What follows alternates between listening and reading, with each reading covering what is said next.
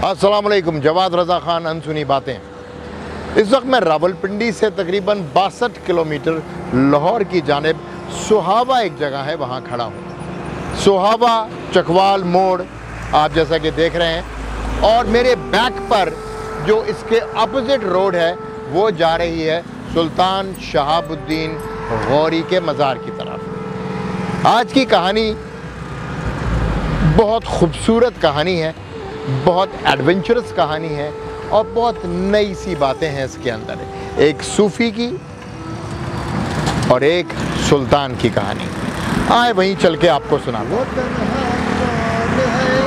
اللہ اللہ بادشاہ وہ کون ہے، اللہ اللہ مہرباں وہ کون ہے، اللہ اللہ کیا اونچی شان ہے، اللہ اللہ سب دلوں کی جان ہے، اللہ اللہ۔ ایک عجیب سی بات ہے کہ جوں میں شہاب الدین غوری کے مزار سے قریب تر ہوتا جا رہا ہوں، مجھے سلطان کے جاہ و جلال سے زیادہ خواجہ غریب نواز کی غریب نوازی اپنے ارد گرد ماحول میں محسوس ہو رہی ہے۔ حکمران اور اولیاء اللہ کے تعلق کی کہانی سلطان شہاب الدین غوری اور حضرت خواجہ معین الدین چشتی کے تعلق تک محدود نہیں۔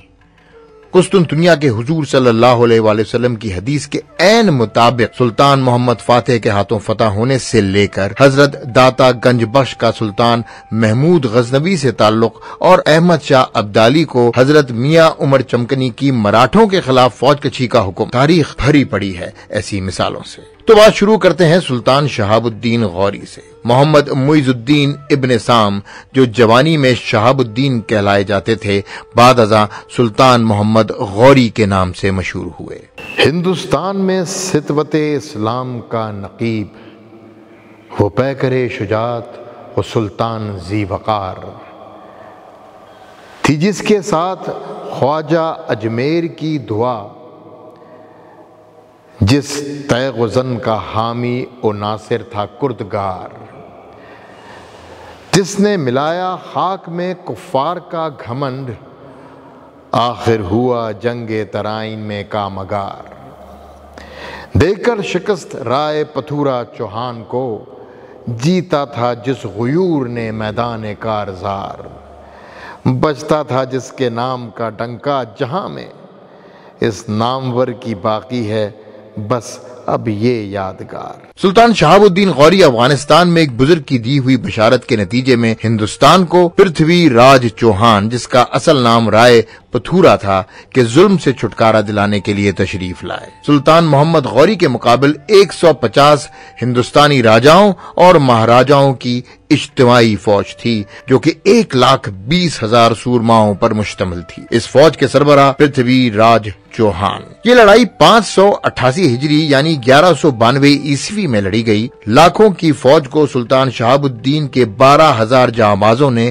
شکست فاش دی، اور تمام ہندو راجاؤں مہاراجاؤں بشمول پرتھوی راج چوہان جہنم واصل ہو گیا۔ یوں مسلمان ہندوستان کے مالک بن گئے۔ آئیے اب آپ کو داستان چشتی سناتے ہیں۔ حضرت خواجہ معین الدین چشتی سیستان میں پیدا ہوئے، سینٹرل ایشین ریپبلک سے تعلیم حاصل کی، منگولوں کا تشدد دیکھا، سیاسی اور معاشی بدحالی دیکھی، اور ان سب تجربات کو حاصل کرنے کے بعد ایک بشارت کے نتیجے میں اجمیر شریف پہنچے۔ اجمیر شریف پہنچنے سے پہلے ملتان میں کچھ عرصہ ٹھہرے، اور پھر لاہور میں حضرت سید علی حجویری داتا صاحب کے مزار پر 40 دن کا چلہ کاٹا۔ اس بات کا ذکر اس لیے بھی ضروری تھا تاکہ ہم سید علی حجویری داتا صاحب کا محمود غزنوی سے تعلق اور سلطان شہاب الدین غوری کی حضرت خواجہ معین الدین چشتی سے محبت اور عقیدت کے تعلق کو اچھی طرح سمجھ سکیں۔ مدینہ کی بشارت خواجہ معین الدین چشتی کو اجمیر شریف پرتھوی راج چوہان کے مظالم کے خلاف لڑنے کے لیے لے کر آئی۔ داتا صاحب کے فیض سے لبریز حضرت خواجہ معین الدین چشتی نے اجمیر شریف پہنچتے ہی چوہان کو چیلنج کر دیا۔ پرتھوی راج چوہان نے نہ صرف حضرت خواجہ معین الدین چشتی بلکہ ان کے تمام احباب کا پانی بھی بند کر دیا۔ خواجہ معین الدین چشتی کی کرامات نے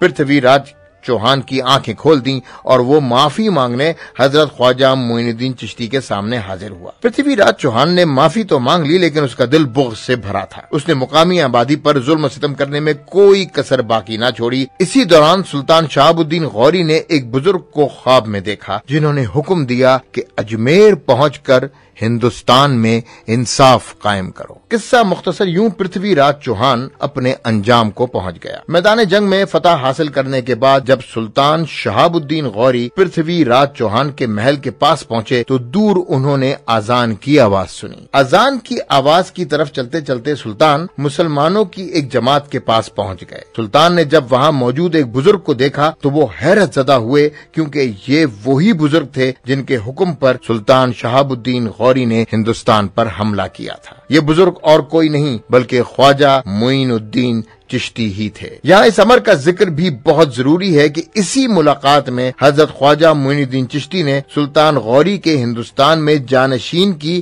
نشاندہی بھی کر دی۔ اس کا نام تھا قطب الدین ایبک اور یہیں سے آغاز ہوتا ہے ہندوستان پر خاندان غلامہ کی حکومت کا۔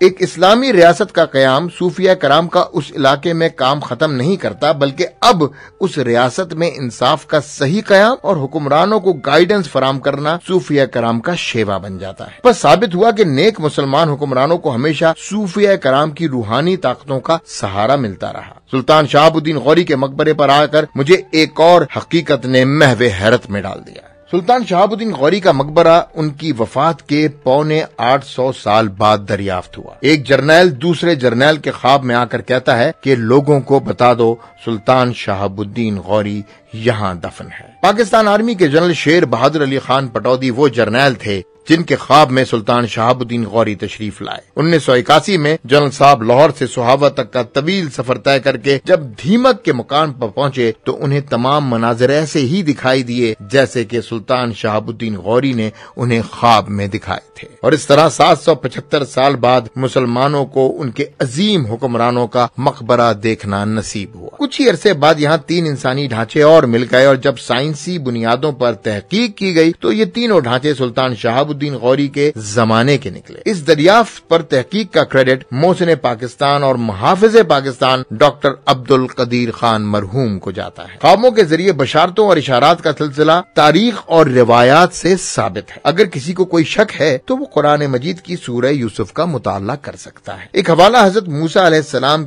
کے مزار اقدس کا ہے۔ سلطان صلاح الدین ایوبی کو خواب میں ان کے مزار کی نشاندہی کی گئی، جس کے بعد مقام موسیٰ علیہ السلام کا تعین ہوا جو یروشلم میں موجود ہے۔